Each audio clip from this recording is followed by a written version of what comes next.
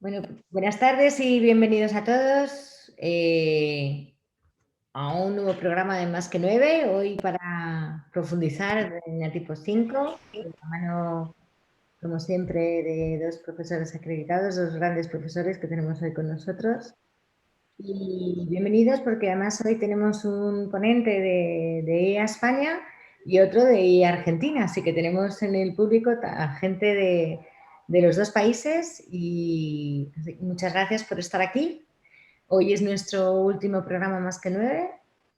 Casi que ya la última actividad antes de que cerremos por vacaciones y demos un descanso en el verano. Y lo que nos queda después de este programa será la formación que tenemos con Marion Gilbert este fin de semana, que además aprovechando que Pedro está por aquí, Pedro, cuéntanos un poco qué vamos a hacer este fin de semana. Pues este fin de semana vamos a volver a la formación presencial, que es algo que hemos añorado durante tiempo. Y aprovechando que Marion Gilbert estaba por Europa, la hemos invitado a que nos hable de su enfoque de enneagrama somático para descubrir cómo los asuntos en nuestro eneatipo se convierten en zonas de nuestro cuerpo que se contraen y cómo podemos aprender a expandirlas para liberar esa energía vital que podemos dedicar como recurso a otras cosas, ¿no? El enfoque que vamos a tener va a ser sobre la resiliencia, porque como estamos pasando tiempos complejos, pues para poder también convertir las cosas de nuestro eneatipo en recursos y también para poder acceder a recursos de las otras 8 energías que, como sabemos, están siempre ahí, pero si estamos muy identificados, pues tenemos que funcionar a la fuerza de esa manera. Así es que nada, empezamos el sábado por la mañana. Si alguien todavía quiere, pues creo que quedan 3 plazas, o sea que a por ello. Fantástico, Pedro, pues muchas gracias. Hoy la entrevista a nuestros fantásticos eneatipos 5 la va a hacer Aritz Ulibarrena, le conoceréis la mayoría, es miembro de nuestra junta directiva, va a ser hoy quien lleve el programa, así que Aritz, todo tuyo. Okay. Gracias y... Gracias, Marga. Bien, pues como ha comentado Marga, vamos con el eneatipo 5, al final los tenía que tocar, ya, aunque sea por ronda, no os podéis retirar más. ¿Vale? Y nos van a acompañar José Marcial que es considero un amigo, a través de ISA pude hacer con él un par de veces el camino y su propuesta y la verdad que, José, darte la enhorabuena de cómo enfocas y cómo creas espacios para que conectemos con las virtudes y cómo se dan cosas reales en esa propuesta. Ahí te doy las gracias. Y Marcelo Aguirre, al cual no conozco personalmente, pero también decirte que me encantó tu exposición sobre el centro mental que hiciste en el Día Mundial del Enneagrama. Me pareció que había mucha comprensión debajo y también tu web. Y darte también la enhorabuena y vamos al lío, que tenemos poco tiempo. ¿Vale? Bien, vamos a empezar por una pregunta que está relacionada con el momento presente y que me da curiosidad, ¿no? Del 5, ¿qué le ocurre a un 5 que os ocurre en este momento cuando os tenéis que exponer en público?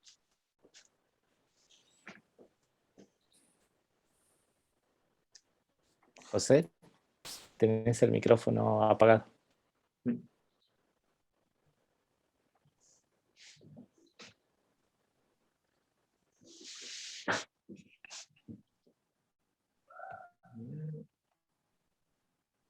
Abajo debe estar una ventanita flotante.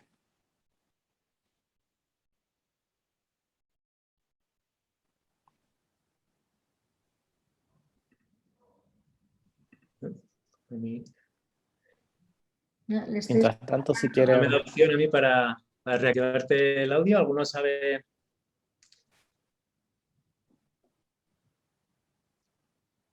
Estoy intentando reactivar el audio. Perdón. Ahora sí. Ahora.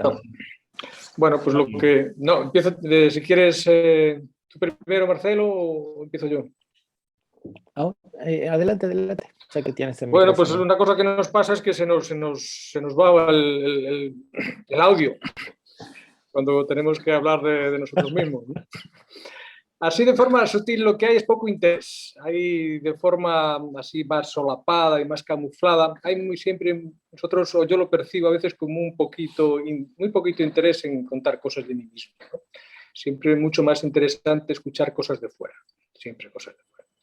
Pero bueno, por debajo de esa aparente apatía o falta de necesidad, de ganas de abrirse uno, que los demás conozcan a uno, pues lo que hay es miedo a enseñarse y a que te hieran, ¿no? Yo creo que en el fondo hay eso. Sin embargo, lo podemos camuflar pues con, en fin, dispersando el asunto de muchas maneras, sacando otros temas, ampliando la conversación por otro lado, haciendo preguntas, en fin, tenemos muchas formas de evadir el no hablar de nosotros mismos, ¿no? Pero en el fondo lo que hay es miedo a exhibirse y a que te hagan daño, ¿no? Yo creo que eso es la realidad. Sí, por mi parte también, pero más que, en mi caso, más que poco interés, yo percibo en los últimos años como más fuerte la presencia del miedo, pero un miedo que es como más sutil porque tiene que ver con la desaprobación o con el rechazo, digamos, ¿no? Mi subtipo es sexual, así que en mi propia descubrimiento, bueno, que al principio les comentaba que pensaba que era 4, por esa cercanía a la angustia y a las emociones, pero una vez que se tranquilizó esa etapa de mi vida, pude darme cuenta que en realidad pensaba mucho acerca de lo que sentía, más que dar lugar a lo que sentía, ¿no? Y bueno, ya que este, hablamos desde nuestros 5, me parece importante tener en cuenta que los 5 tenemos a nivel de la personalidad 3 rasgos que están mezclados, ¿no? El evitativo, el esquizoide y el esquizotípico. Dicho en breve, el evitativo es temor al rechazo, el esquizoide es no me importa, apatía para conectar, y el esquizotípico es pensamientos un poco raros que muchas veces tenemos miedo que no nos entiendan, ¿sí? O que piensen que estamos locos o que estamos chiflados. Al menos es desde mí lo que he podido ver desde hace mucho tiempo. Y en cuanto a exponer acerca de nosotros, la verdad que mucha resistencia, ¿sí? A nivel personal he sentido mucha resistencia, pero bueno, acá estamos. Mudanza de por medio, que les contaba también a los chicos antes de comenzar, que estoy en proceso de mudanza, así que tenía muchos pretextos para decir que no, pero dije no, vamos a decir que sí. Ok. Bien, en cuanto a lo que has dicho, Marcelo, ahora me viene la curiosidad, ¿no? Has comentado que podría ser, que dudabas con ser 4. También siempre he oído que el eneatipo 5, aunque mantenga esa distancia, es hipersensible, tal vez. Sin embargo, también he oído a muchos 5 que no existe esa conexión emocional, que hay como una conexión entre el centro mental y el instintivo motor y parece como que no hubiera camino hacia el otro centro. ¿Cómo me explicaríais esto en vosotros? Es decir, ¿cómo diferenciaríais si es emocional o, en tu caso, como has comentado, el 4, o es esto otro? Bueno, en mi caso yo sí tengo una conexión emocional fácil, sobre todo en los momentos de seguridad. También en mi intimidad, cuando estoy solo, y también cuando tengo personas, un ambiente de seguridad afectivo. Entonces yo sí tengo una conexión muy fácil y cada vez más grande desde hace ya unos años. Y entonces me muestro emocionalmente con mucha facilidad, pero obviamente es en unos ambientes protegidos. Cuando hay un ambiente menos claro, menos seguro para mí, entonces el centro emocional lo dejo aparte porque es en el que de alguna forma soy más vulnerable, ¿no? Si realmente alguien en ese momento pues me podría hacer daño. Pero después en los momentos de relax o en los momentos íntimos y en los momentos de soledad, yo tengo una conexión muy, muy fácil con el centro emocional. y así lo muestro, escribo, me muestro emocionalmente con las personas que tengo al lado. Puede que sea mía la 4 o que realmente si ese centro lo tengo accesible. Coincido con José. Yo experimento que las emociones están todo el tiempo en mi vida. Sí es verdad que tiendo a racionalizar mucho, tiendo como a buscar pensar en qué estoy sintiendo, por qué estoy sintiendo, ni esa como indagar en el significado de la emoción estuvo siempre presente en mí, siempre. Pero en mi adolescencia, por ejemplo, porque hay noto diferentes etapas, ¿no? En mi adolescencia, al no poder encontrar una respuesta racional más clara a la emoción, para mí era, eh, me sale overwhelming, ¿no? Es como que me ahogaba, digamos, en la emoción. Y después, digamos, con el tiempo, a medida que también te vas ejercitando un poquito en la observación y eso, ya dejé de tenerle tanto miedo, pero igual la emoción siempre es algo que está ahí en mi vida, está presente, pero no llega a ser del todo una amiga para mí, ¿no? Porque siento que no es algo fácilmente controlable, ¿no? Entonces ahí reconozco que hay un temor a no poder controlar ese aspecto de mi vida y creo que la práctica del mindfulness, que me he dedicado a esto los últimos años, me ha ayudado a justamente observar sin querer controlar. Para mí ha sido un alivio, una bocanada de aire, de oxígeno para mi vida. Es decir, observo que está la emoción, sea enojo, sea miedo, sea angustia, sea lo que sea, y no quiero ni explicarla ni que se vaya. La tolero, la observo y de a poquito me voy como amigando, ¿no?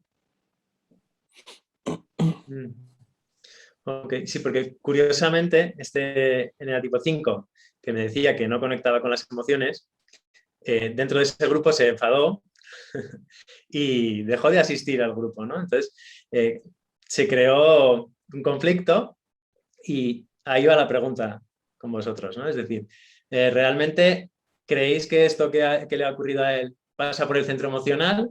¿Es reactivo? ¿Y cómo gestionáis el conflicto?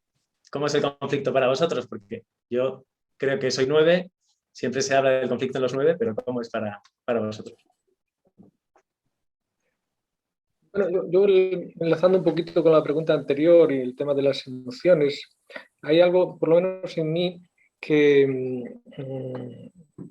sublima las emociones, pero las emociones que yo entiendo que son interesantes, y hay también algo en mí como si despreciase emociones que no fuesen así muy válidas o muy superficiales. Es una especie, es un mundo en el que tal vez no me desenvuelvo con mucha habilidad, y entonces tan pronto para mí el mundo emocional es algo muy importante, como tan pronto puedo despreciar una emoción sencilla de una persona, ¿no? Lo cual a lo mejor dice de mí que extremo un poco los polos en ese sentido, ¿no? Y bueno, los conflictos, eso es el día a día. Parte a veces de cómo vivo yo los conflictos, pues nada, muchas veces es el poner esa distancia física y también el silencio, antes realmente de tener una reacción instintiva, ¿no? Digamos que el asunto de reaccionar de forma instintiva también es el mundo en el que me lo tengo que pensar y sentir antes de realmente tener una reacción instintiva con alguien, es decir, darle una contestación, un rechazo. Lo pienso y lo siento, sí, realmente. El campo instintivo para mí, o en mi caso por lo menos, no es algo que también esté todos los días a flor de piel.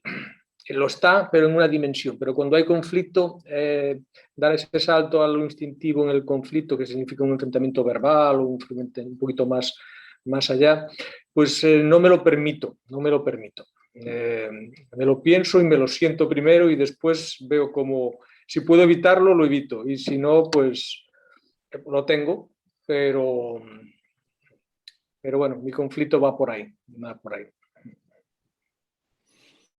En mi caso, yo lo atribuyo al instinto sexual, pero la emoción del enojo es algo que está bastante presente en mí. Y el enojo sale muchas veces como crítica, como intolerancia y como una cierta espada que corta cabezas, ¿no?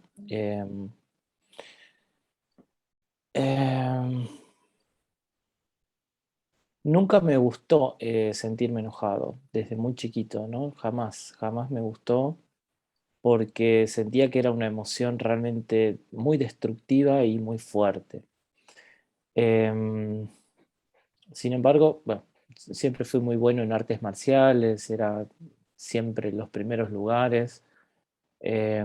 Y abandoné las artes marciales justamente por no querer conectar o sentir que había algo de miedo en relación a expresar el enojo o la agresividad a través de un golpe o a través de lo físico. Y hoy reconozco que sí, el enojo está presente. Y bueno, sigue siendo una emoción para mí difícil, pero lo atribuyo quizás al instinto sexual, ¿no? Muchas veces no evito, especialmente cuando es un área que a mí me interesa, que es valiosa para mí. Si tengo que entrar en un conflicto, voy a entrar decididamente en ese conflicto, sin, digamos, huir. Ok, gracias, Marcelo. Bien, otro tema también que en los 5 me trae curiosidad es cómo gestionáis la energía, ¿eh? Vuestra propia energía, cómo sientan las demandas externas imprevistas, ¿eh? Por ahí, más o menos. ¿Qué me diríais? Bueno,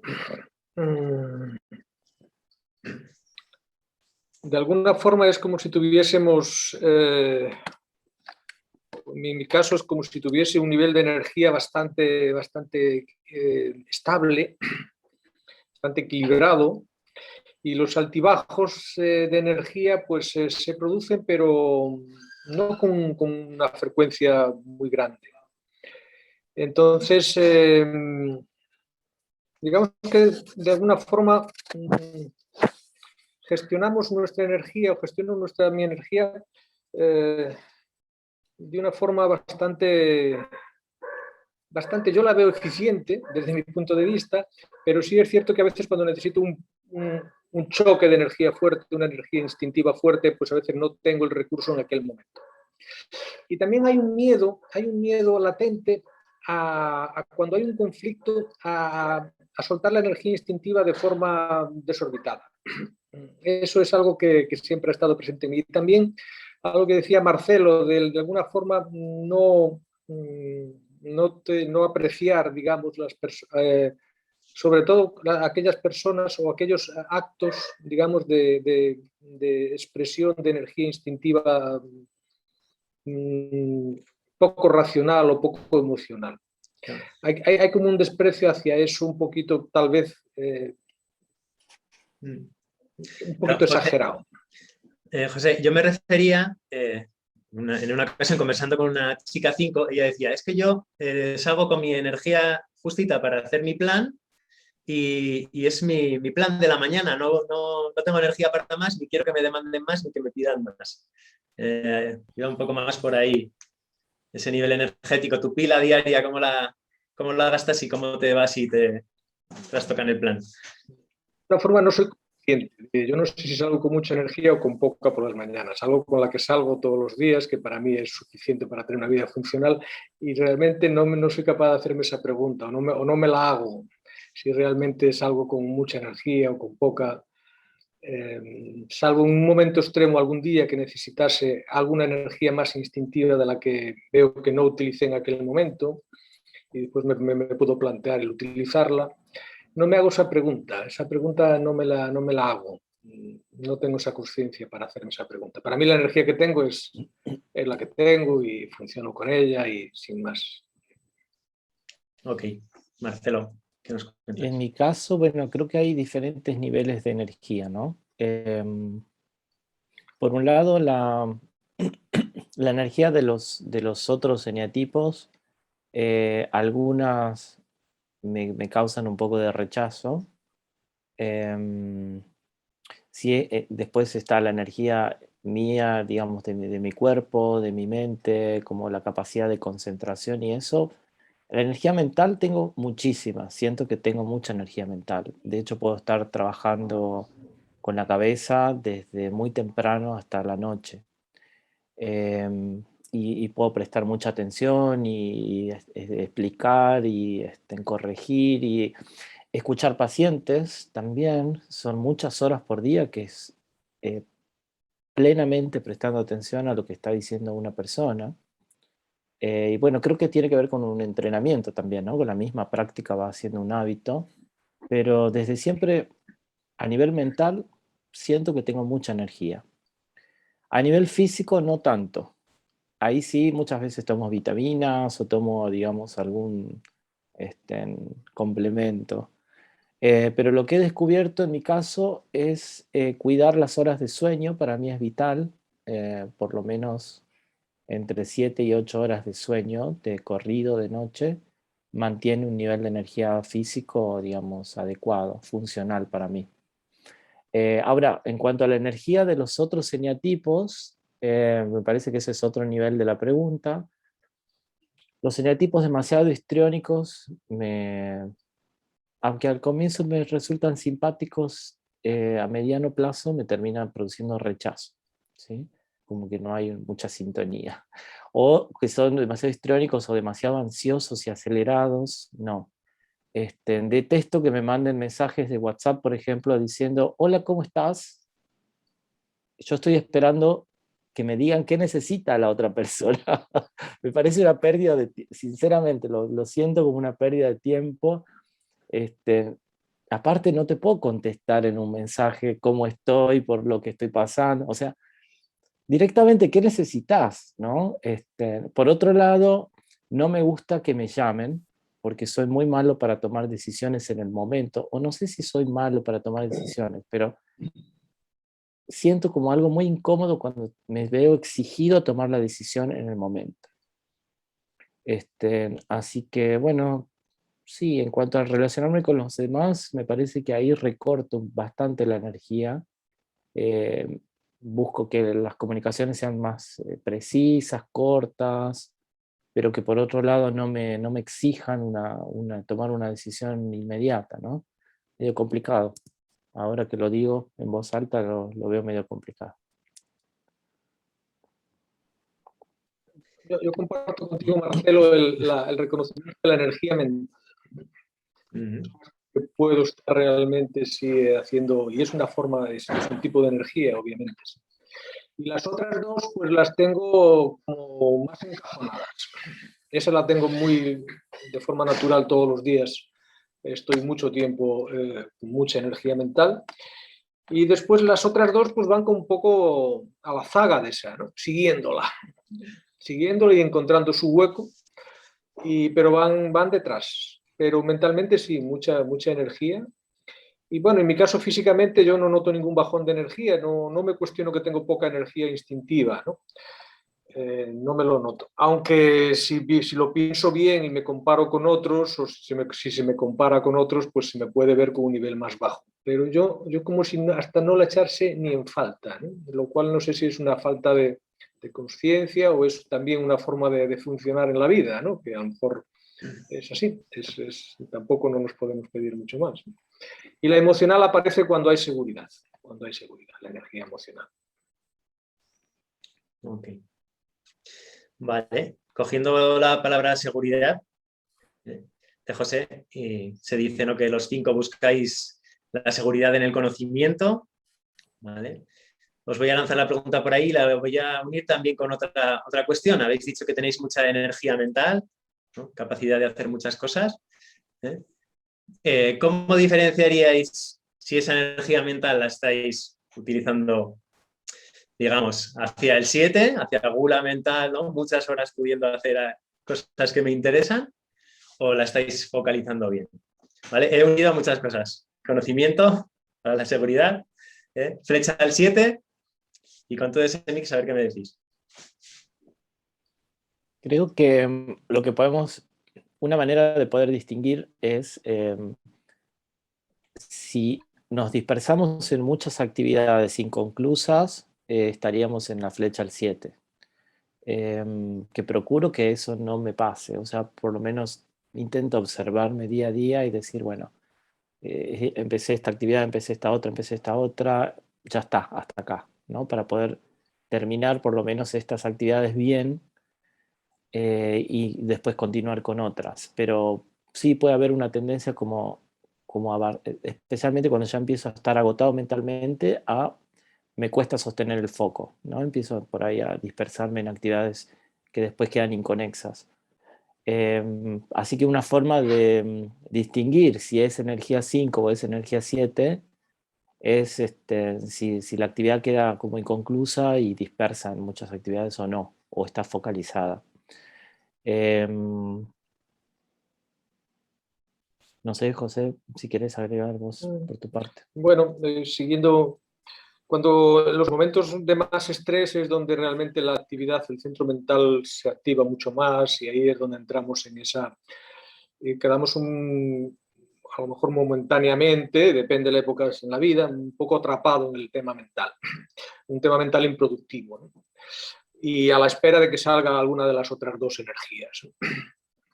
Bueno, y ahí es cuando realmente hay un exceso de energía mental, cuando realmente tendría que haber una acción o tendría que haber una expresión de un sentimiento y ahí a veces, bueno, de alguna forma yo reconozco esos estados hoy en día, no los puedo evitar porque la vida cuando me aprieta pues los vivo, pero bueno, sí los llevo de maneras diferentes a como los llevé en algún momento de mi vida, ¿no?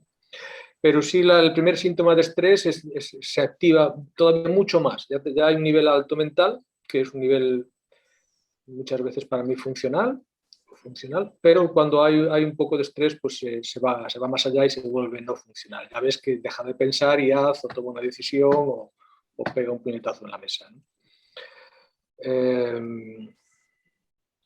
El hombre, sin embargo, cuando realmente estamos un poquito calmados, nuestro asunto es poner límites, concretar las cosas. Para mí el sentido o la aportación del 5 es poner límites para hacer algo funcional y pues trabajarlo en el punto 7.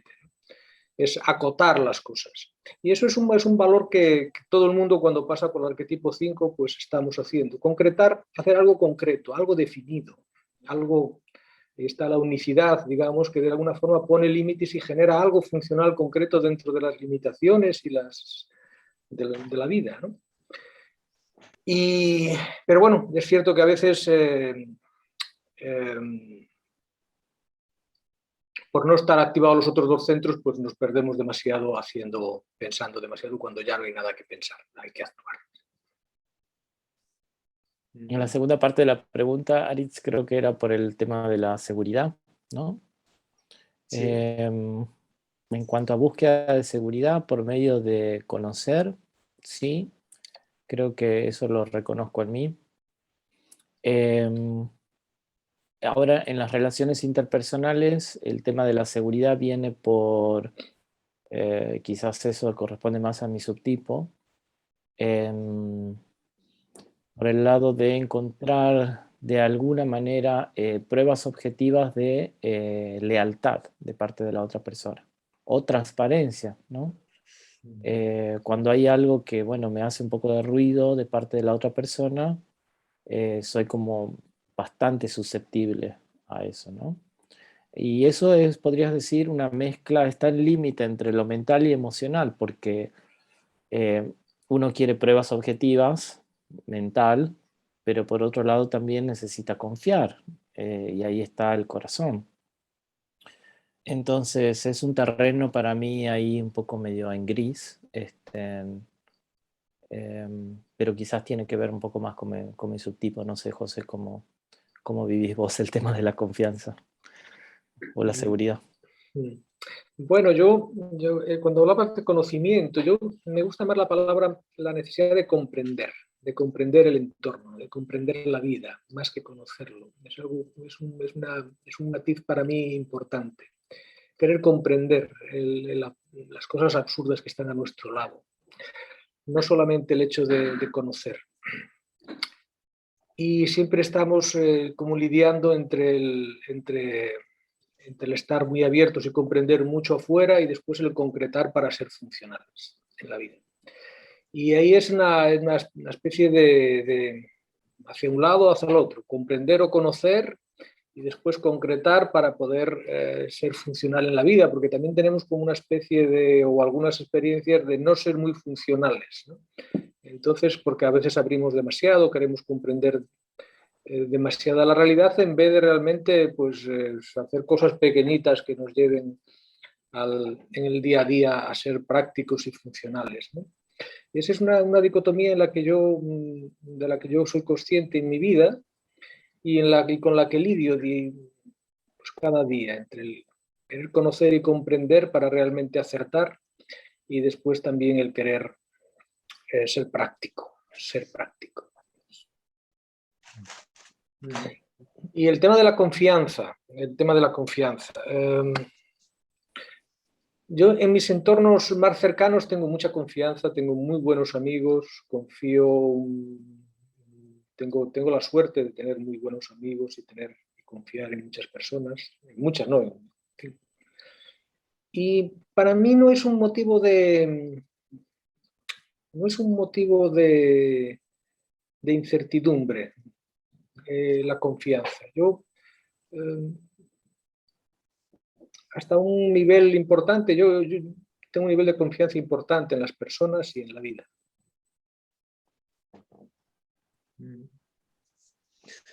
Ok, vale, ahora vamos a intentar meternos un poco más en vuestras cabezas y yo os voy compartiendo cosas que a mí me han dicho 5, ¿no? Que a mí me llaman la atención y que quiero ver cómo van en vosotros. Se dice que el 5 es el observador, también, ¿no? Y muchos 5 me han comentado que ellos observan, por ejemplo, en una conversación, una reunión, y después pasan la película en su cabeza, ¿vale? Pero un poquito más allá, otro me dijo, y si yo tengo una interacción, luego la voy repitiendo mecánicamente, cuanto peor estoy más, como una especie de diálogo interno, pero que se va modificando hasta que al final queda la película como a mí me gusta. Es decir, en el punto en el que yo tengo razón. ¿Qué os dice esto a vosotros? ¿Os resuena algo? Bueno, yo el hecho de observar sí que es importante en mi vida. Y es como, bueno, es una curiosidad saber lo que pasa afuera. Siempre estoy más interesado en lo que pasa afuera que en lo que pasa dentro de mí normalmente, salvo en momentos especiales, ¿no? Momentos de dolor. Pero es como si mi foco estuviese siempre puesto afuera, en lo que está ocurriendo fuera. Y es una observación, pues, en algunos momentos es limitante en el sentido de que no contacto conmigo mismo y entonces el feedback que doy a lo de fuera pues realmente no es genuino mío, sino que realmente es una combinación de una conclusión o una conceptualización que yo devuelvo, pero no es genuina mía. Cuando me desconecto demasiado, pues estoy más desconectado y observo demasiado fuera sin estar conectado. Entonces la respuesta se convierte así en un poquito más superficial en el sentido conceptual de la palabra, no genuina mía de mi implicación en el asunto en el que estoy. Y esa es parte también de la dicotomía en la que me muevo. José, y esa parte de imaginación mecánica, ¿no? Que como que pueda quedar ahí como un automatismo en repetir mentalmente las interacciones que ha habido, ¿eso te resuena?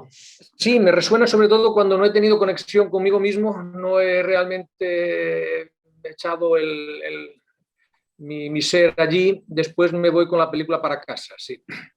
Sí, Vale, sí, gracias. me suena en ese sentido de que, bueno, he estado retraído en la conversación o en la reunión o eso, y entonces mi falta de implicación en ella, después me voy un poco con la película para casa y la medito un poco más. Bueno, ese mecanismo sí lo reconozco en mí, en más o menos grado, sí lo reconozco en mí. Sí. Gracias. Yo también, mi cabeza nunca descansa, ni siquiera durmiendo, porque a veces anoto mis sueños y me doy cuenta que el sueño es una elaboración de algo que estuve pensando durante el día. Entonces, ni de día ni de noche, pero mi cabeza está todo el tiempo analizando y es verdad esto de la película, incluso con temas que no son tan importantes, ¿no? Es como un automatismo ya de la mente, de volver a repasar lo que pasó y por ahí descubrir detalles que no había visto. Y la verdad que me da mucho placer descubrir detalles que antes no había visto o no me había dado cuenta de. Así que sí, ahí podríamos decir psicológicamente es un rasgo obsesivo compulsivo, ¿no? Es lo que Naranjo por ahí decía, ese eje entre 1 y 5 que tiene que ver con el perfeccionismo, pero en este caso aplicado al análisis de la mente. Y en mí lo veo sí, porque incluso cuando terminó una conversación o terminó una clase o terminó una sesión, siempre hay algo de la experiencia que ya no está presente, que pasó, pero que vuelve de nuevo a mi mente y la intención es como descubrir algún detalle o algo que no haya visto en el momento. Así que la película está. Quizás no ociosa, ¿no? Quizás por ahí es diferente el mecanismo de otros eneatipos, pienso por ahí en el 9, en el 7, o en este caso es como una búsqueda del detalle de algo que no haya visto. Pero una pregunta, Marcelo. ¿A ti te ocurre que esa película de alguna manera se va modificando hasta que llega a un punto que es más de tu gusto en esa imaginación? No, No. no, soy muy exigente. Ahí hay otra flecha con otro eje, digamos, de relación con el 1, ¿no? Por lo tanto, es raro que alguna vez diga, bueno, la película ya se ajusta a mis expectativas. Pero bueno, estoy aprendiendo a aceptar también la insatisfacción, ¿no? Que en realidad no, difícilmente encontremos algo que realmente cuadre con todas nuestras expectativas. Así que bueno, por ahí ahora lo observo y intento dejarlo pasar. Quizás esa es la diferencia con otras etapas de mi vida, que me enroscaba más en la rumiación, ¿no? En el darle vuelta, vuelta, vuelta a la película. Por ahí ahora le reconozco que está y quizás siga estando, pero intento como dejarla pasar, observarla y dejarla pasar. Ok. Bien, ahora quería hablar sobre la autonomía, que también es otra característica que teóricamente busca el 5, y quería ver si lo veis en vosotros y si lo veis, ¿para qué busca el 5 la autonomía? Pues sí, yo la veo, y de hecho en muchas épocas de mi vida vi la autonomía y la independencia como un gran valor, como el gran valor, posiblemente más arriba lo he puesto en la cúspide durante mucho tiempo en mi vida. Y bueno, hoy afortunadamente pues no lo veo así, no lo veo así. Y bueno, ese es posiblemente uno de los grandes desenfoques mientras uno no tiene mucha conciencia, el valorar mucho la autonomía, la libertad, la independencia, en fin, que alguien sea independiente para mí, todavía hoy lo es como algo muy importante y una búsqueda. Pero bueno, cuando uno saborea, digamos, los sinsabores de la independencia y la mediocridad de la independencia también, ¿no? Uno la consigue y después de conseguirla realmente ve que no era tan fructífera como realmente uno pensaba, pues bueno, pues hay un cambio de perspectiva, ¿no? Detrás de eso, pues lo que hay dificultad a mostrar sentimientos en grupos, hay dificultades con las jerarquías, con mostrar nuestro lugar de una forma asertiva, de una forma cómoda, y eso es una incomodidad que tenemos, el ser asertivos en los grupos y las jerarquías. Entonces, claro, la salida a esa dificultad es la autonomía. La autonomía es la piedra de salvación mientras uno no ve otra cosa, ¿no? Bueno, yo sigue estando ahí, obviamente, pero bueno, cada vez para mí el pertenecer a grupos, el saber moverme en los grupos, hacer mi sitio en los grupos, es una asignatura de una forma más armónica, ser dependiente y ver que la dependencia realmente funciona, ¿no? Funciona en todos los sentidos. Ser dependiente y trabajar en grupo y en equipo es algo muy, muy, muy interesante. Incluso es una gran fuente de conocimiento mucho más grande que otras muchas. Pues, pero sí, reconozco perfectamente eso en mí como un rasgo muy, muy, muy profundo en mi vida. Sí. Gracias. Coincido plenamente con José. En mi experiencia, la autonomía fue siempre un gran valor. Creo que lo sigue siendo, incluso hoy. Pero quizás ya no lo veo como algo supremo. Sobre todo a partir de la contemplación de la idea santa del punto 5, que implica una interconexión invisible con todos los seres, con todo el universo, con todas las cosas. Realmente ahí uno entiende que eso de sobrevaluar la autonomía es parte de la ilusión del ego, en nuestro punto. Y es muy doloroso, como decía José, a veces descubrir que la autonomía te lleva a disminuir la calidad de tu performance o a disminuir la calidad de tu producción, porque simplemente recortás aportes, recortás feedbacks, recortás contactos, conexiones, y a medida que uno se va soltando, o a medida que me voy soltando, todavía no lo he logrado, pero bueno, estoy orientándome hacia ahí, empezando a valorar un poco más el feedback de esto que es la interconexión, ¿no? Que realmente hay algo valioso en lo que en cada una de las personas, situaciones y acontecimientos que nos toca vivir. Y si uno está abierto en ese momento, a esa persona, a ese acontecimiento, a esa situación, hay un dar y hay un recibir algo valioso. Pero bueno, a veces cuando estamos en el ego, no tengo tiempo, o esta persona es superficial, entonces juzgamos rápido, esta persona no vale, no merece que gaste mi tiempo en esta persona, y nos sale esa arrogancia, ¿no? Que es típica de nuestro ego. Y en el fondo eso sigue siendo nada más que ego. Bien, como ya vamos venciendo el tiempo, quería dejaros ahora un pequeño espacio para lo básico. ¿Cómo nos diríais a vosotros qué es para vosotros el 5? ¿Qué es la avaricia? ¿Y qué os gustaría también de alguna manera decir para salirnos de los estereotipos o que vosotros podéis aportar?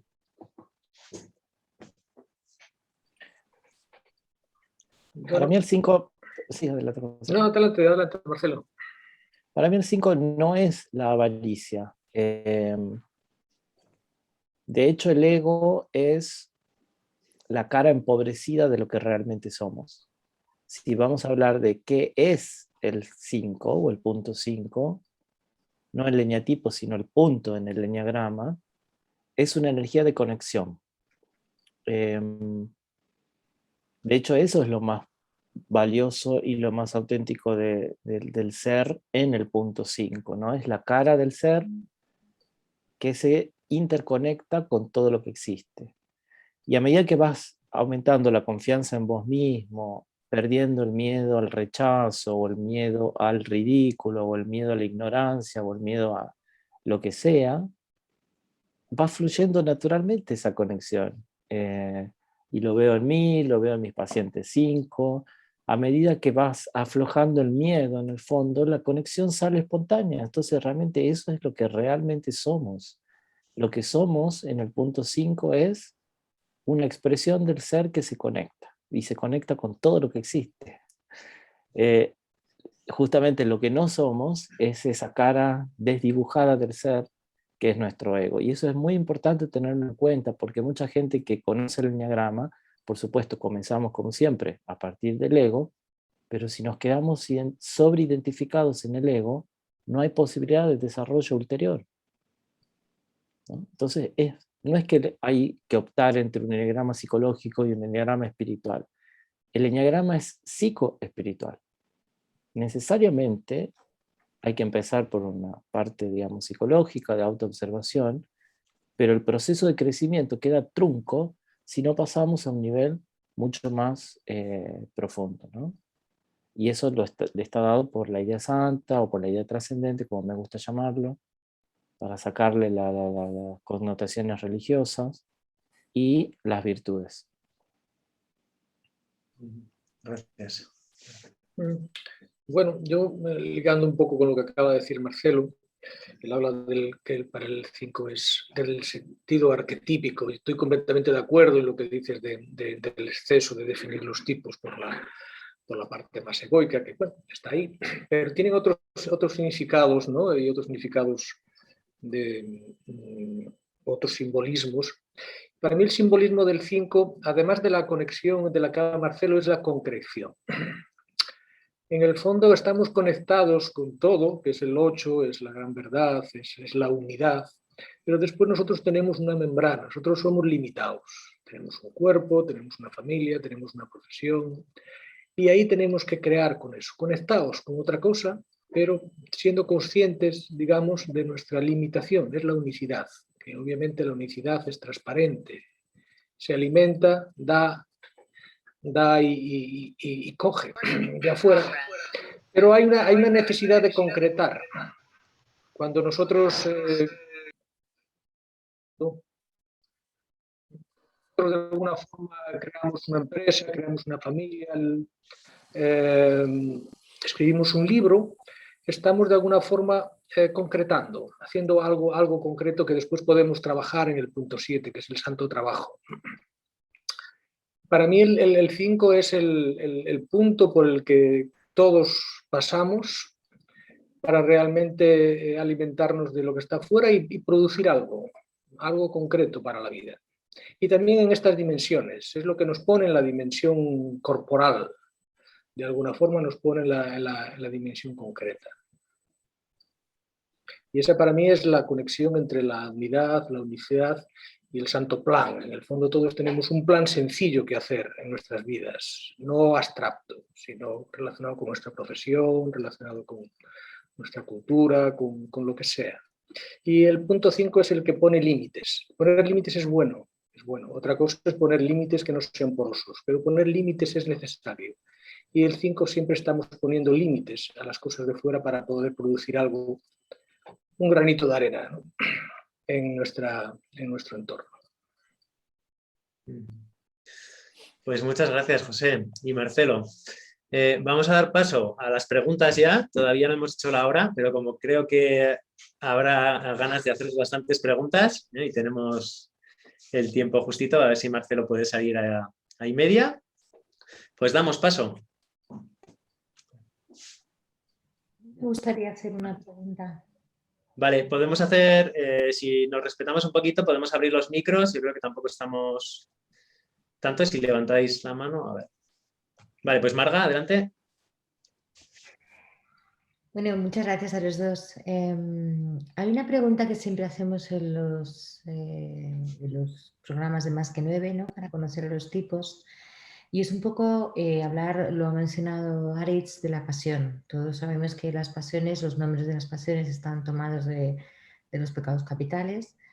Y bueno, cada uno de los tipos lo vive, pero el significado de la pasión no es exactamente el mismo que se puede dar en otros ámbitos en relación al enneagrama, ¿no?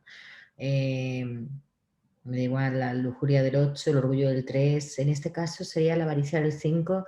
A mí me gustaría que un poco para los que se están dudando o comenzando a identificarse con el 5, que nos compartierais un poco cómo se vive desde en primera persona o qué es para vosotros, ¿no? Porque siempre son etiquetas muy duras las que se le pone a las pasiones, pero un poco que explicaréis en qué consiste esa energía, esa pasión, esa energía más emocional, y en el caso de la fijación del 5, cómo vosotros lo vivís en esa forma de sentir y en esa forma de ver el mundo, ¿no? El mindset que lleva también a la fijación. En ese sentido, me parece que hay, bueno, ustedes saben que hay una pequeña diferencia entre cómo Ichazo pensó a la pasión y cómo Naranjo repensó a la pasión en el punto 5. Ujú. Uno habla de tacañería, el otro habla de avaricia. Ujú. En el caso de Ichazo, habla de avaricia y tacañería, y Naranjo precisa un poco más el tema de la tacañería y el aislamiento como en fijación. A mí me parece mucho más acertado, más adecuado, y lo enseño así también, en que la pasión del 5 no es la avaricia en sí, porque siempre se dice que es la avaricia por esta búsqueda de conocimiento, pero eso quizás se aplica más al subtipo social del 5 y no a los otros subtipos. En el caso del 5 me parece mucho más preciso hablar como pasión la tacañería y como fijación el aislamiento. ¿Por qué? Porque la tacañería es esa pasión que está muy vinculada al miedo, que es la emoción central de la tríada mental, de retener, ¿no? Entonces retengo y ahí viene el límite del que hablaba José, que muchas veces no es funcional, a veces es excesivo. Recorto esto, recorto lo otro, recorto expresividad, recorto tiempo, recorto energía, recorto recursos, recorto. Podríamos decir que en ese retener hay un enamorarse de lo que retenemos y ahí podríamos ver la avaricia, podría ser otra manera de interpretarlo, ¿no? Pero yo prefiero tacañería por este sentido, porque ahí me hace mucho más sentido por la cercanía con el miedo, que es la emoción flotante de la tríada en general. Y el aislamiento como esto de cerrarme en mí mismo y cortar vínculos, que es lo más típico nuestro, ¿no? Pero bueno, esa es mi visión. Sí, que tiene más que ver, la avaricia es una cuestión de acumulación de recursos, la tacañería tiene más que ver con no gastar los que tengo, no con que les Ujú. para mí, sino con administrar muy bien o el miedo a quedarme sin recursos, ¿no? A no gastar. Gracias. ¿Y en tu caso, José, cómo lo ves? ¿Cómo lo vives? Bueno, yo cuando en su momento quise entrar por la puerta del 5, bueno, las pasiones y las fijaciones, pues donde más se han visto claras en nuestros peores momentos de nuestra vida, ¿no? Como ha vivido uno los peores momentos de nuestra vida, pues da una información muy buena de cuál es nuestro eneatipo. Y bueno, yo recordando mis peores momentos, realmente fueron momentos de donde el aislamiento y la soledad se hizo desagradable. Tuve que dejarla porque realmente pues se hacía. Y para mí, más allá de estas definiciones de avaricia y mezquindad, que son un poco digamos, como una puerta de estas del oeste, que entras y sales por un lado y para el otro que se mueve, a mí es el concepto de aislamiento. Para mí detrás del aislamiento es donde está la pasión cuando hay un aislamiento demasiado exagerado. Y entonces después del aislamiento, pues hay, para mí inconscientemente, yo no tengo conciencia de retener, no tengo conciencia de ser avaro. Lo que tengo conciencia es de no querer comunicarme con o no comunicarme demasiado no llego a la conciencia de querer acumular cosas, ¿no? Tanto, ¿no? Bueno, un poquito, pero no tanto.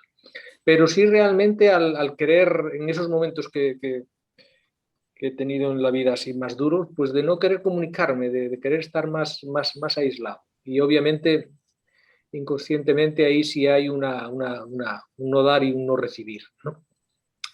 Que están detrás. Pero sobre todo el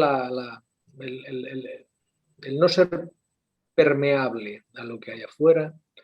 Yo creo que a mí eso me define más tanto la pasión como la fijación o lo que hay debajo, la emoción que hay debajo que otras definiciones. Muchas gracias. Ok, tenemos una pregunta en el chat, yo creo que en parte se ha respondido, pero la segunda parte Bueno, la leo completa. Mi pregunta es, ¿cómo afinar en la tipificación de alguien que intuyes que es eneatipo 5, que muestra comportamientos también de socialización, tiene cierto nivel de practicidad? Y cómo fomentar que conecten con las emociones. Más bien nos centraríamos en esa segunda parte. Bueno, no sé si he entendido bien la pregunta. El asunto es crear, bueno, que eso es muy fácil de decir y muy difícil de... Tan pronto nos relajamos y encontramos una atmósfera de confianza, los egos se relajan. Y entonces ahí aparece una experiencia diferente. Y entonces el crear eso es lo primero que tenemos que hacer para salir de nuestros... Y ahí después el poner conciencia en lo que emerge y valorar lo que emerge de forma espontánea, emerge la emoción, emerge la espontaneidad, emerge la energía, pues el prestar atención a lo que aparece cuando realmente nos sentimos más cómodos, más fácil. Tener experiencias de comodidad en nuestra vida y de seguridad.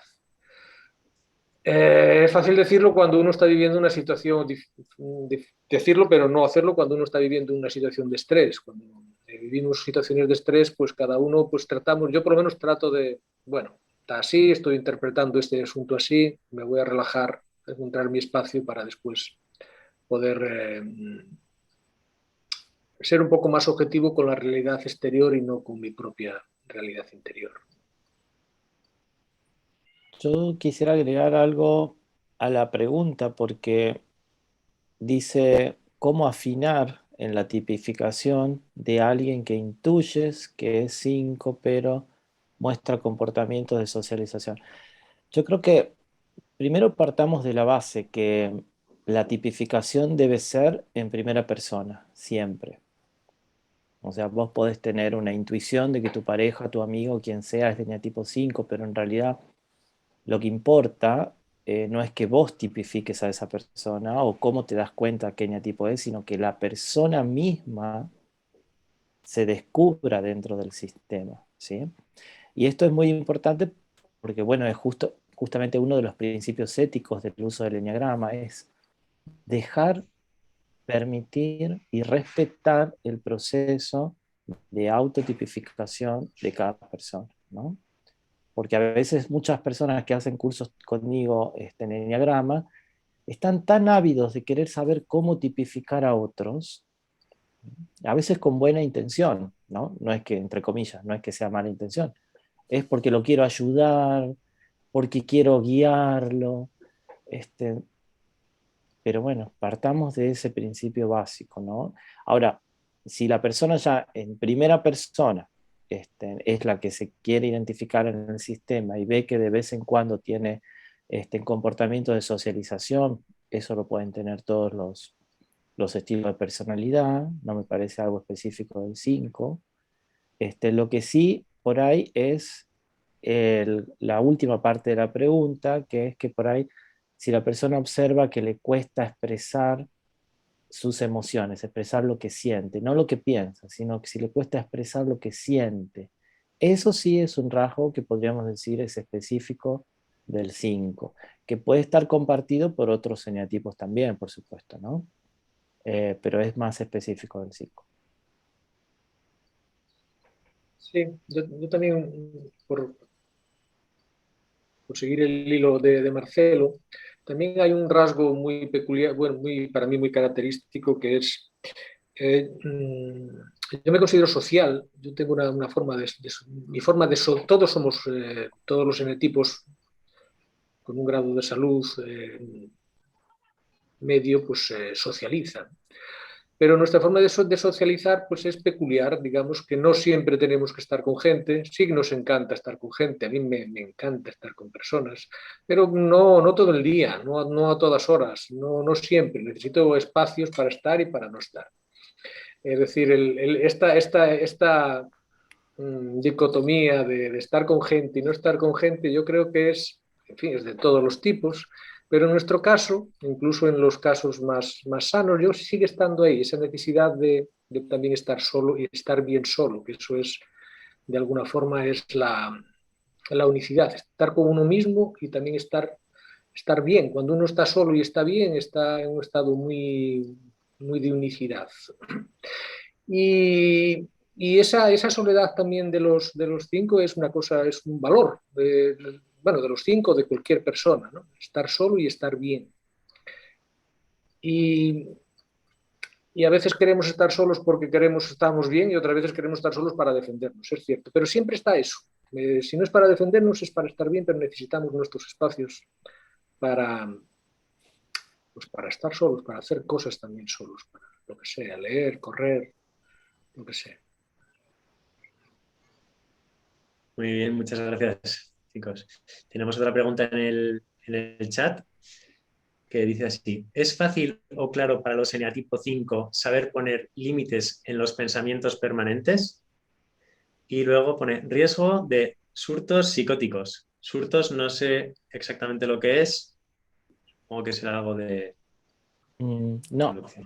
no es fácil, pero me parece que eso no es fácil para ningún ser humano, por cómo funciona nuestra mente. Nuestra mente tiene procesos que están automatizados y hay sectores de nuestra corteza que funcionan de modo automático, ¿no? Como también de otras partes del cerebro, no solo la corteza, pero si hablamos de pensamientos, hay una parte de nuestro cerebro que necesariamente va a generar pensamientos involuntarios. Entonces eso no es algo que nosotros podamos controlar. Y esto es muy importante tenerlo en mente porque no es meta de ningún trabajo psicológico ni espiritual eliminar completamente los pensamientos, ¿sí? Sino, si es meta de un trabajo psicológico y o espiritual, el poder relacionarnos de un modo más saludable con los pensamientos, especialmente los automáticos, ¿sí? Así que esto no es fácil para ningún ser humano, ni para un 5, ni para un no 5, el tema de cómo lidiar con esos pensamientos automáticos. Son parte de cómo funciona nuestra mente. Yo estoy de acuerdo con Marcelo,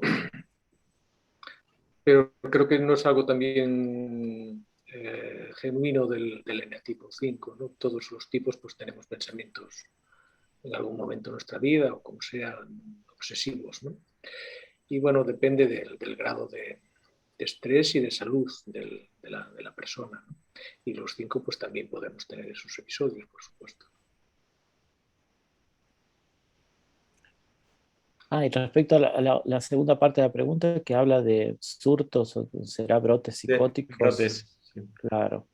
Bueno, Naranjo hizo una relación, o mejor dicho, una correlación entre eneatipos y patologías en carácter de neurosis. Y yo nombré al comienzo 3 rasgos de personalidad que pueden estar bastante presentes en general en los eneatipos 5, que es el rasgo esquizoide, el rasgo evitativo y el esquizotípico.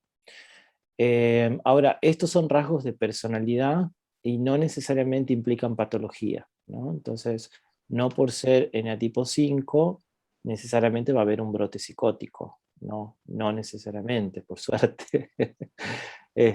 Así que bueno, esto hay que diferenciar, ¿no? Porque muchas veces esta correlación que hizo Naranjo, que es muy útil y valiosa, por ahí una persona que agarra carácter de neurosis en un fin de semana porque, bueno, quiere leerlo, y por ahí se queda con la idea de que todos los eneatipos 5 tienen tendencia a la esquizofrenia.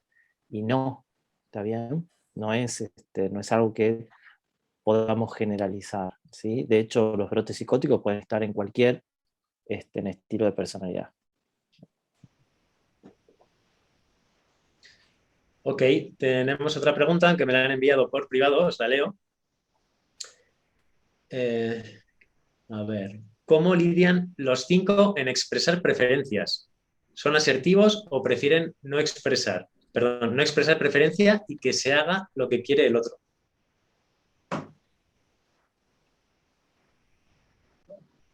Esa sería la pregunta. ¿Cómo lo veis? En mi caso, por lo menos, sí, me resulta bastante difícil expresar preferencias. Quizás es un rasgo compartido, ¿no? Con otros eneatipos también. Quizás ahí podemos ver una conexión invisible entre 5 y 9, esto de no incomodar del todo.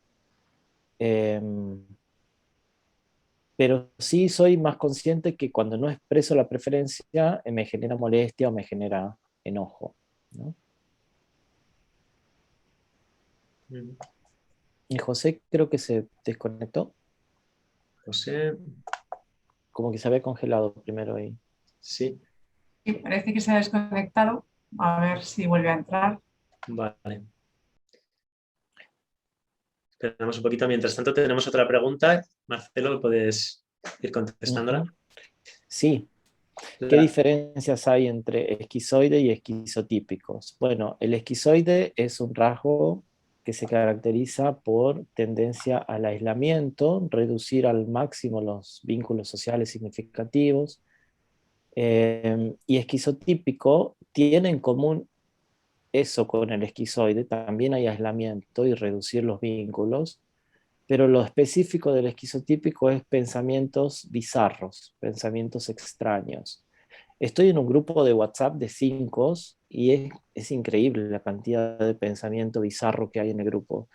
Hay mucha, o no sé si mucha, pero hay una tendencia marcada, por lo menos en muchos 5, a pensamientos de tipo que otras personas podrían considerar como esotéricos o demasiado, digamos, desconectados de lo práctico y del mundo material. Entonces, bueno, podría presentarse ese rasgo.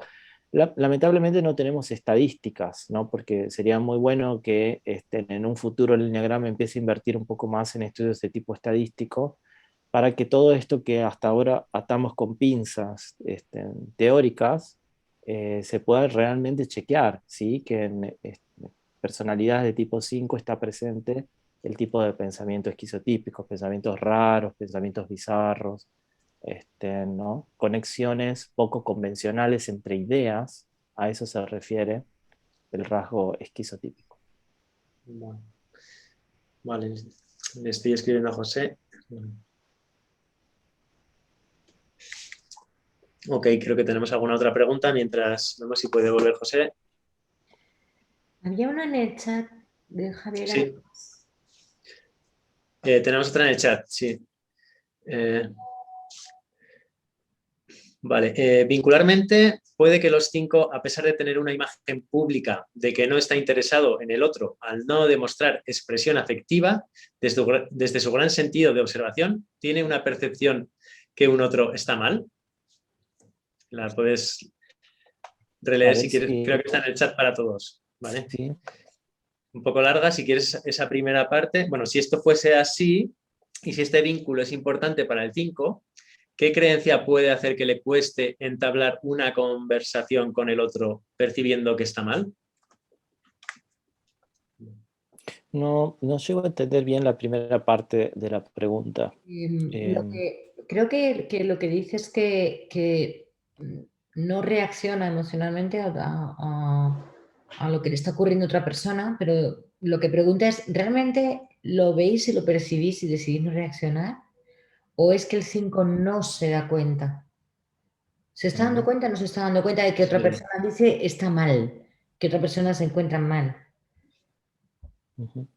Javi, ¿querés explicar, ya que estás ahí? Sí, hola a todos, sí, tal cual lo decía. Lo que quisiera saber si en el estilo de personalidad 5 existe esa percepción de que un otro está mal, ¿sí? Porque la imagen pública que recibe de un otro es que no tiene percepción de ese otro. Entonces, acudiendo a su gran sentido de observación, percibe que el otro está mal. Y por el otro lado, en la experiencia que me pasa de reclamo justamente de los otros que perciben que no los perciben, ¿por qué es que no se animan a entablar o a tener una conversación o al decir, observé que estabas mal, podemos conversar sobre eso? Eso sería la segunda parte de la pregunta. ¿Y por mal te referís a una emoción como una tristeza o algo así? Exacto. Ok.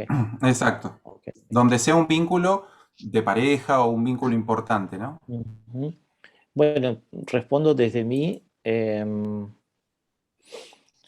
mi caso, sí, soy muy perceptivo de lo que le pasa al otro emocionalmente. No sé si eso tendrá que ver mi subtipo o tendrá que ver por ahí el tipo de entrenamiento que he tenido, pero sí, percibo. Lo que me ha pasado a mí en lo personal es, y esto lo tengo muy patente, con una expareja me ha costado mucho acompañar en un proceso de duelo. No es lo mismo acompañar a un paciente que acompañar a tu pareja en un proceso de duelo, por más que sea psicólogo. Realmente me ha resultado muy difícil. No sé si esto tiene que ver con el rasgo de personalidad o es otra cuestión, digamos, más humana en general, ¿no? Eh, Ahora, en cuanto, si me preguntas qué creo en cuanto al 5 en general, yo creo que el 5 sí se da cuenta lo que le pasa al otro. Si no lo hiciere, sería un rasgo, digamos, patológico, ¿sí? Si no hay una conexión mínima empática con un otro, este, eso es un rasgo. De hecho, esto es algo que la evolución misma nos ha dado. Nuestro cerebro ha desarrollado lo que se llama lectura de la mente, que es una habilidad metacognitiva que solo la tenemos los seres humanos, que es hacernos una idea de lo que el otro está sintiendo y de lo que el otro está pensando a partir de indicios que percibimos en microexpresiones corporales o en el tono de voz.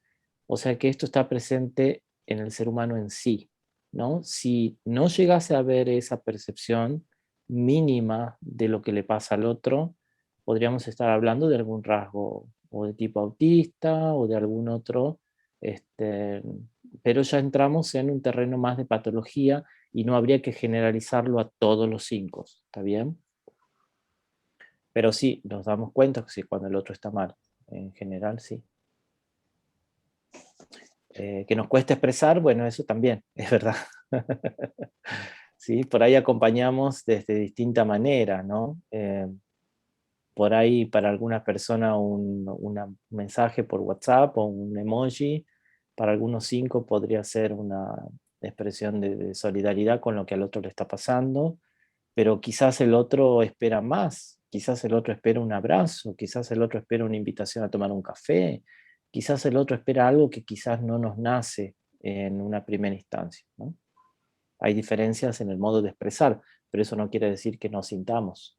¿Está bien? Ok. José está reconectando. Voy a hacer un chiste porque se ha quedado sin batería. Entonces decía que no, pero se ha quedado sin batería. Unimos el eneatipo con el instinto social y ya se olvida poner el cargador. Vale, mientras tanto, si tenemos alguna... Isa tiene una pregunta. Disculpa. Vale, pues Isa, adelante, ¿la haces en viva voz? Sí. Hola, Marcelo. Qué gusto Hola, escucharte. qué gusto verte. Hacía que no te escuchaba mucho y he vuelto a conectar otra vez con cómo me gustaba escucharte. Hablabas hace un rato y he apuntado la frase sobre, y entonces, bueno, en el momento en que uno desconecta de su miedo, y lo he vuelto a repetir, cuando desconecta de su miedo, y entonces, bueno, pues ahí está, por supuesto que habrá diferentes recursos y metodologías que cada uno emplee, o que tenga a mano. ¿Nos podrías contar cómo tú desconectas del miedo? Sí, Es un acto voluntario, a través sí, de un acto voluntario, sí. sí. A través para mí fue un antes y un después en mi vida empezar a practicar mindfulness. Y lo que hago es respirar hondo. Respiren conmigo a ver si pueden experimentar algo de esto. Respiren hondo, pero llevando el aire para la panza, que se infle la panza. Sostienen un par de segundos y exhalan completamente. Para mí, esto fue un antes y un después en mi vida. Llevar el aire a la panza, relajar el diafragma, ¿sí? Hay una explicación neurobiológica para esto. El diafragma, cuando se contrae mediante el nervio vago que conecta directamente el diafragma con nuestro sistema nervioso central, el cerebro interpreta cuando el diafragma está tenso que hay peligro. Y el 5 se pone tenso porque somos bastante sensibles a los estímulos en general. Nos ponemos tensos por una mirada, nos ponemos tensos por el tono de una pregunta, nos ponemos tensos por muchas cosas, a veces por estímulos del entorno. Entonces, para mí, hacer esto fue un antes y un después. Justamente al liberar el diafragma, hay un impulso nervioso que va desde el nervio vago hasta nuestro cerebro que le dice al cerebro: no es necesario estar en alerta, ¿no? Todo está bien. Ese es el mensaje que recibe nuestro cerebro cuando el diafragma está relajado. Y es lo que les enseño a mis pacientes también, ¿no? Sobre todo para regular la ansiedad. Respiraciones hondas, sostenemos un par de segundos, exhalamos completamente. Al cabo de 2 o 3 respiraciones, el cuerpo se siente mejor, emocionalmente me siento más suelto, y lo podés hacer en cualquier momento. Lo podés hacer mientras estás dando una clase, mientras estás con tus pacientes, mientras estás con tu pareja, con tus amigos, mientras estás haciendo actividades cotidianas. Ok, creo que tenemos a José de vuelta. Hola, ¿me escucháis? Te escuchamos también, José. Hola, disculpad, se ha ido la corriente en la casa y no tenía batería. Disculpad. Vale. Bien, tenemos un par de preguntas que si quieres, Isa, le puedes lanzar la pregunta a José también.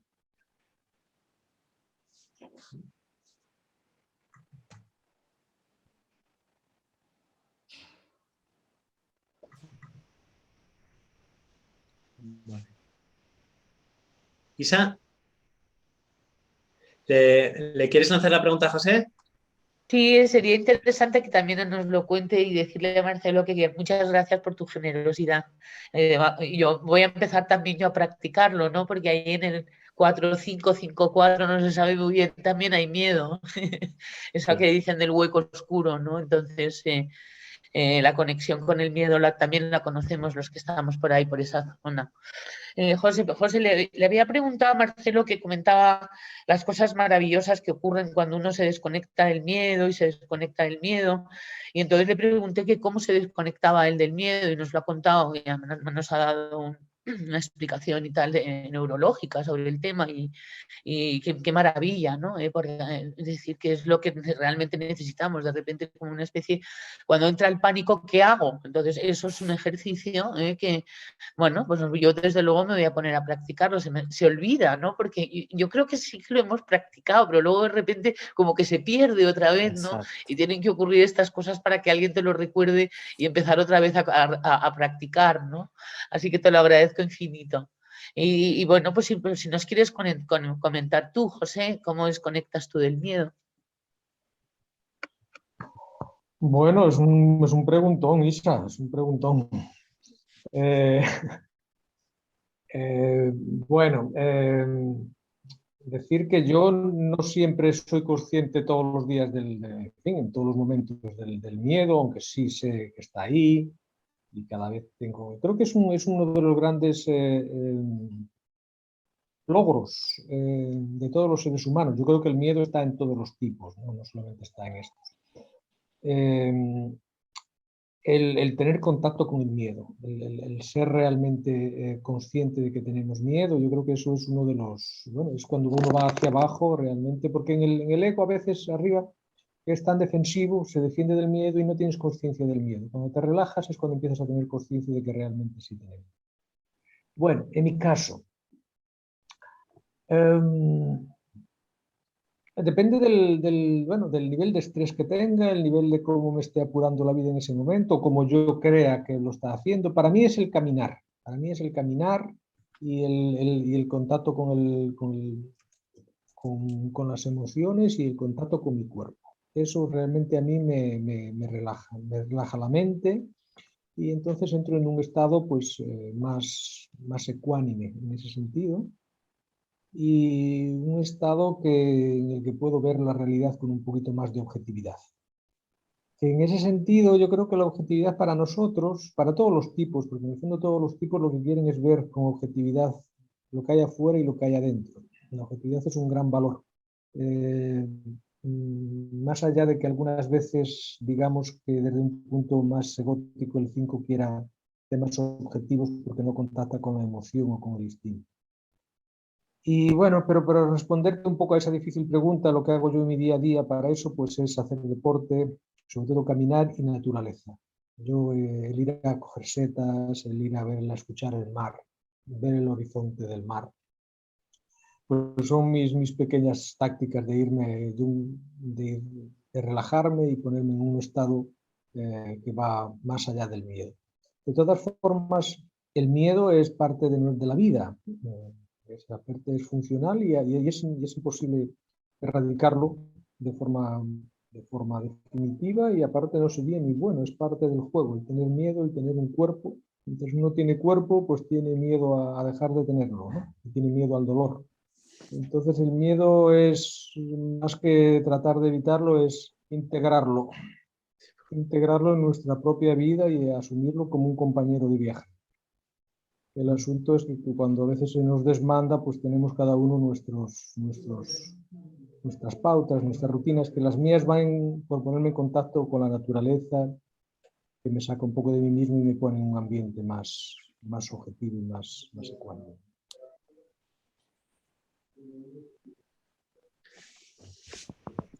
Bueno, pues muchas gracias. Ya estamos en la hora. Y si no hay ninguna otra pregunta... Hay una pregunta de Victoriano. Creo que sí, perdona, Victoriano, cierto. ¿Se me oye? ¿La lanzas? Sí. Sí. Es que me ha encantado.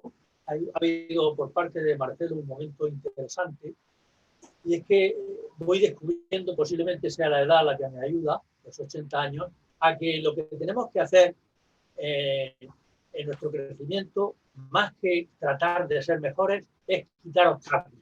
Entonces me ha parecido, la propuesta de Marcelo es cuando quita obstáculos, cuando quita elementos que dificultan, emerge la esencia, emerge la salud, emerge la verdad.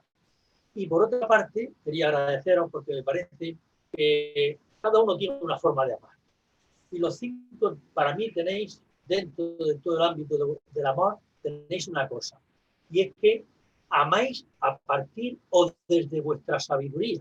Es decir, la forma de amar de los 5 es que aportáis un saber, un percibir, un expresar conocimiento y comprensión que a través de ella se percibe lo que amáis. Esto para mí lo que me ha quedado como resumen de vuestra capacidad amorosa, aunque luego tengáis dificultades funcionales, pero captar lo esencial del 5, que es amar a través de lo que enseña, de lo que muestra de la verdad, es interesante. Quiero deciros eso. Para mí es así. ¿Es así para vosotros? Esa forma de amar, la sabiduría, expresar sabiduría. Sí, sin duda, Victoriano, sin duda. El amar, en el fondo es un amor a la vida, de comprenderla, de querer estar ahí. Sí, es bonito lo que acabas de decir. En el fondo hay mucho amor detrás del asunto de querer comprender las cosas y querer conocerlas. Sí. También hay mucho amor ahí. No hay defensa, sino que hay amor a la vida también. Hay mucho amor a la vida detrás de eso. Gracias, Victoriano. Sí, yo tuve una etapa de mi vida en la que, pertenecía a una comunidad religiosa y en un entorno monástico, y fueron muchos años como de ese entorno. Y de aquella época lo que rescato es una frase que leí una vez en un diálogo de Catalina de Siena, una mística del siglo XIV, que decía: no por mucho leer se sacia el alma, sino por saborear internamente lo que uno lee. Y para mí siempre fue un placer transmitir, pero primero lo tengo que saborear yo, primero lo tengo que pasar por mi propia experiencia, primero lo tengo que pasar por mi vida, y si siento que realmente es algo útil para mí, me siento muy feliz compartiéndolo con los demás. Así que puede ser, pero me parece justo muy precisa la palabra que usaste, ¿no? Sabiduría no es lo mismo que mucho bla bla, ¿no? Entonces va por ese lado, parece. Gracias, verdad.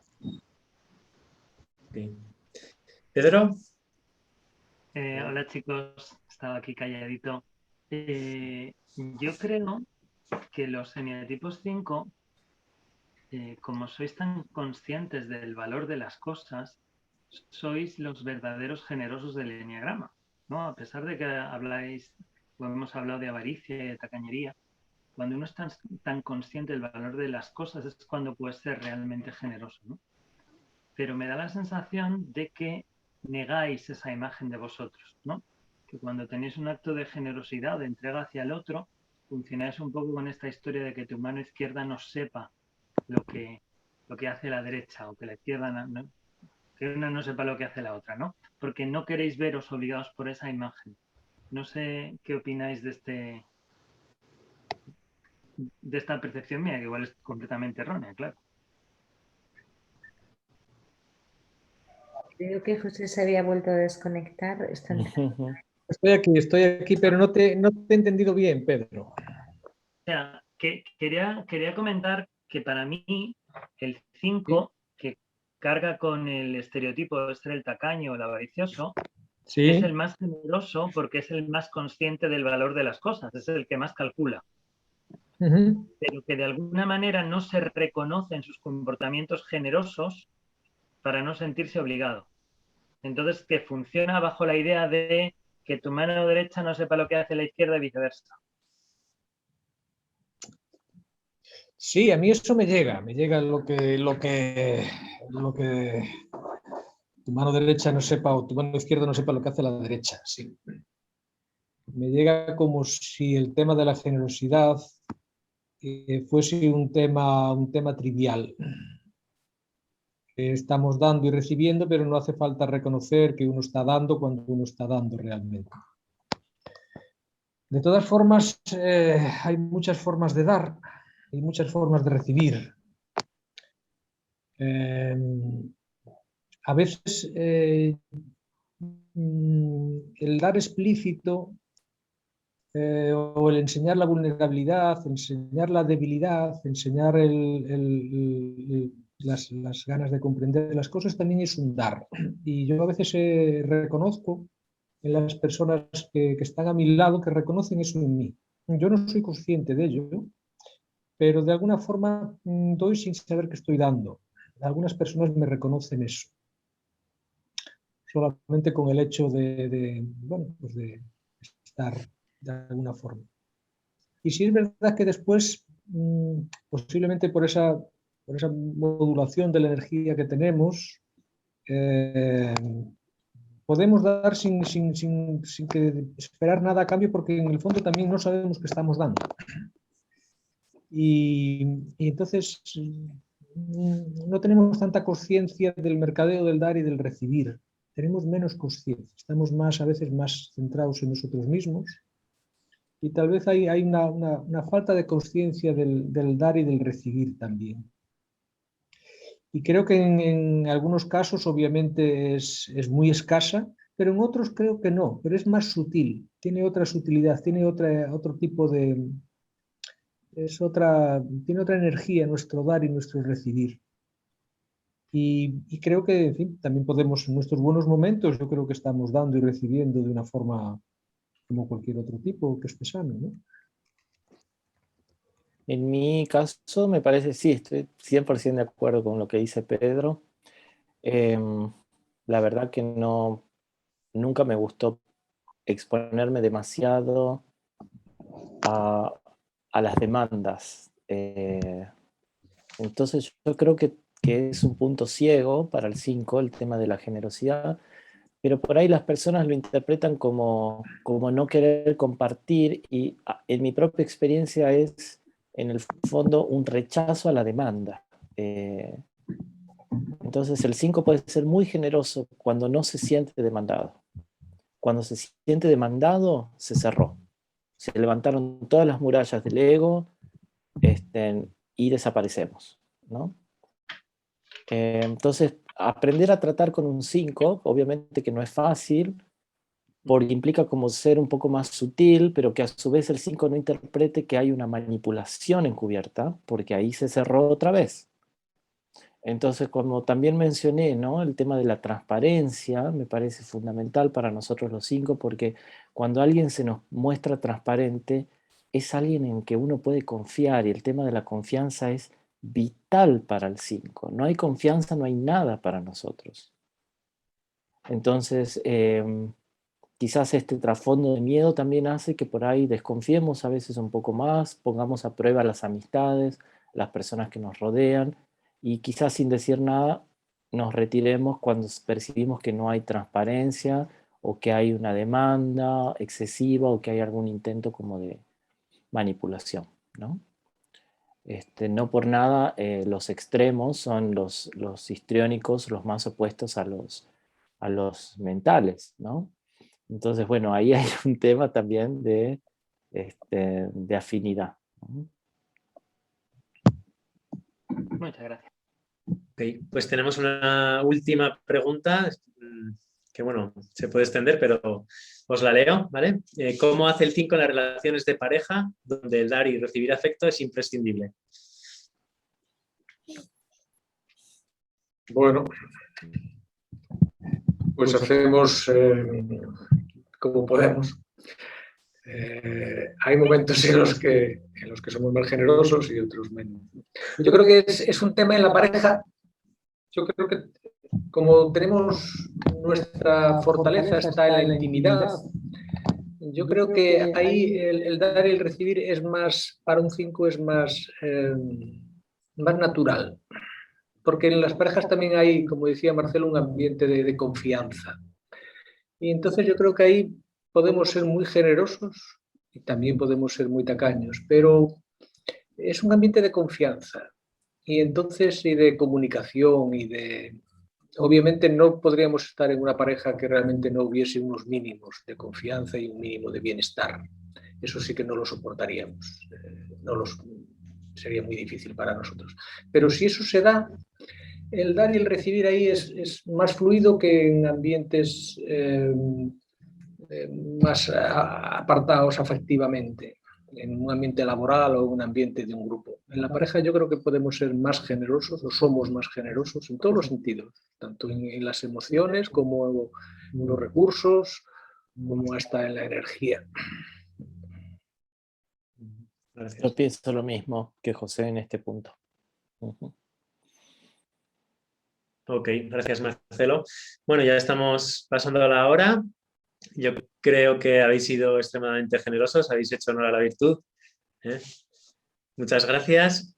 Y deciros de qué manera os podemos localizar, si queréis dar algún contacto. Yo les dejo en el chat mi página web. Ahí tienen formulario de contacto, tienen WhatsApp, mail, está todo ahí. Ok.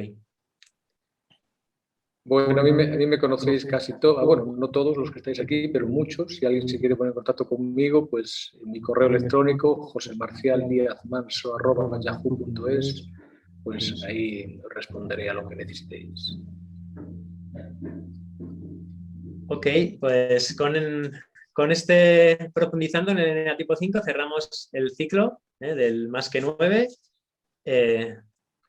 Cerramos también casi la actividad para vacaciones de verano, como hemos dicho antes. Y no sé si Marga, ¿quieres cerrar? Dar las gracias a todos de nuevo, a nuestros dos súper generosos 5 que han compartido muchísimo.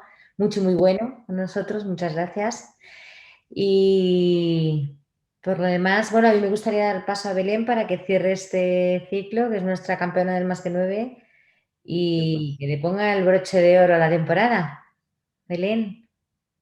Gracias, Marga, gracias, Aritz, Marcelo y José Marcial, que un placer, que gracias, que ha sido un honor que cerréis el ciclo de Profundizando en cada eneatipo del Más que 9. Y a los demás, pues nada, que cerramos este fin de semana con el encuentro de Marion Gilbert aquí en Madrid, con la formación. Y bueno, que quedan 3 plazas, si os apetece uniros, es un placer que estéis. Va a ser presencial, como he dicho, aquí en Madrid. Y nada, que un placer haber estado otra temporada juntos. Nos vemos después del verano, en septiembre volvemos ya con actividades, os iremos comunicando. Bueno, y poco más, que un placer, que os cuidéis mucho, que gracias por estar siempre. Y nada, porque sigamos aprendiendo los unos de los otros y aquí nos tenéis para lo que necesitéis, cualquier cosa estamos. Muchas gracias, Marga, muchas gracias, Belén, Aritz, me he sentido muy cómodo, así que gracias por la conducción, gracias a todos, muchas gracias, José. Gracias, Marcelo, gracias a todos, especialmente a los que estáis hoy liderando la Junta Directiva, que nos ofrecéis estos espacios desenfadados y donde ya casi somos más amigos que otra cosa, y yo los aprecio profundamente. Pues nada, feliz verano y esta es vuestra casa. Disfrutad mucho, feliz verano. Chao. Chao, un beso, chao, chao.